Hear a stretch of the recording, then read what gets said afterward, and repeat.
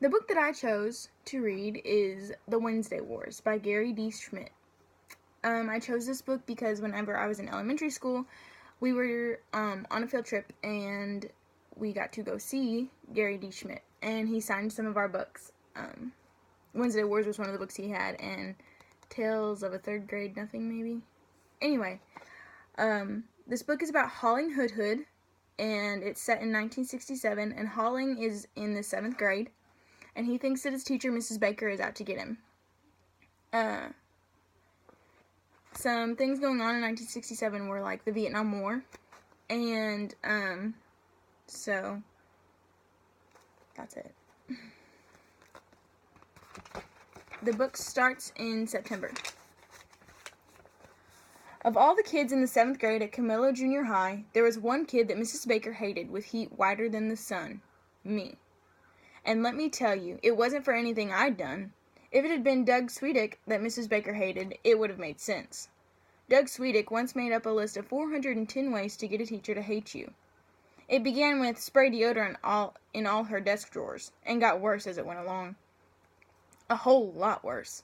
I think that things became illegal around number 167. You don't want to know what number 400 was, and you really don't want to know what number 410 was. But I'll tell you this much. They were the kinds of things that sent kids to juvenile detention homes in upstate New York, so far away that you never saw them again.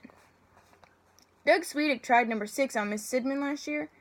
It was something about Wrigley gum and the teacher's water fountain, which was just outside the teacher's lounge, and the Polynesian fruit blend hair coloring that Mrs. Sidman used.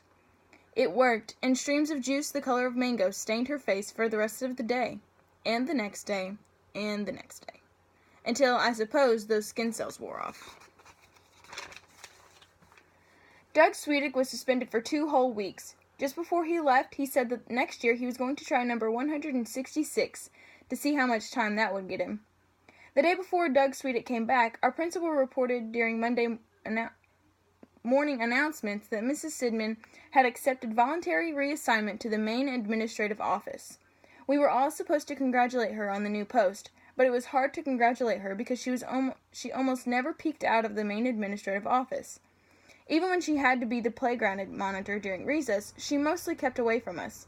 If you did get close, she'd whip out a plastic rain hat and pull it on. It's hard to congratulate someone holding a plastic rain hat over her Polynesian fruit blend colored hair. But the thing was, I never did any of that stuff. Never. I even stayed as far away from Doug Sweetick as I could. So if he did decide to try number 166 on anyone, I wouldn't get blamed for it, standing nearby. It didn't matter. Mrs. Baker hated me. She hated me a whole lot worse than Mrs. Sidman hated Doug Sweetick. I knew it on Monday, the first day of 7th grade, when she called the class roll, which told you not only who was in the class, but also where everyone lived. If your last name ended in Berg, or Zog, or Stein, you lived on the north side. If your last name ended in Ellie, or Eni, or O, you lived on the south side.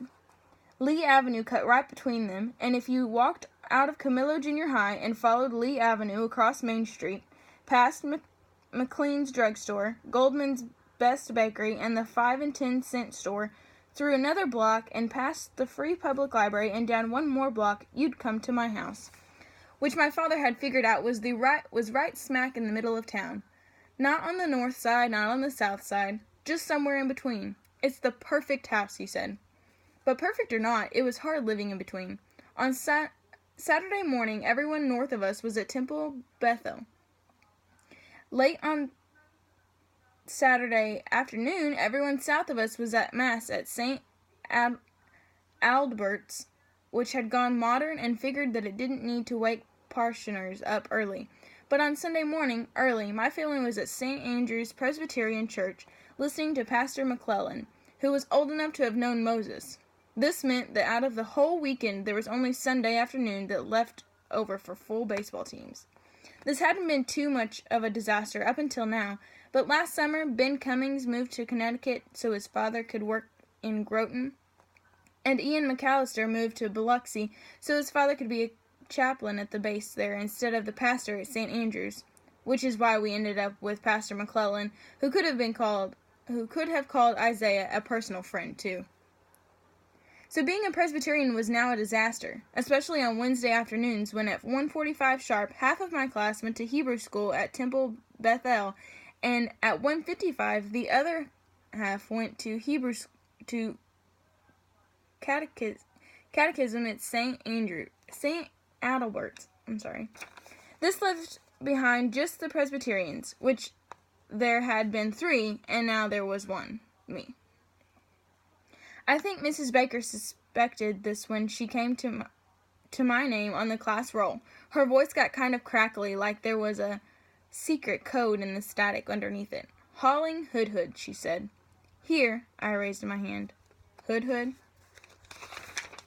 "Yes."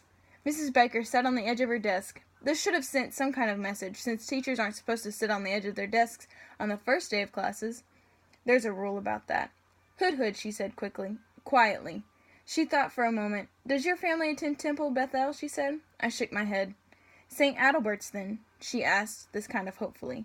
I shook my head again. "So on Wednesday afternoon you attend neither Hebrew school nor catechism?" I nodded. "You were here with me?"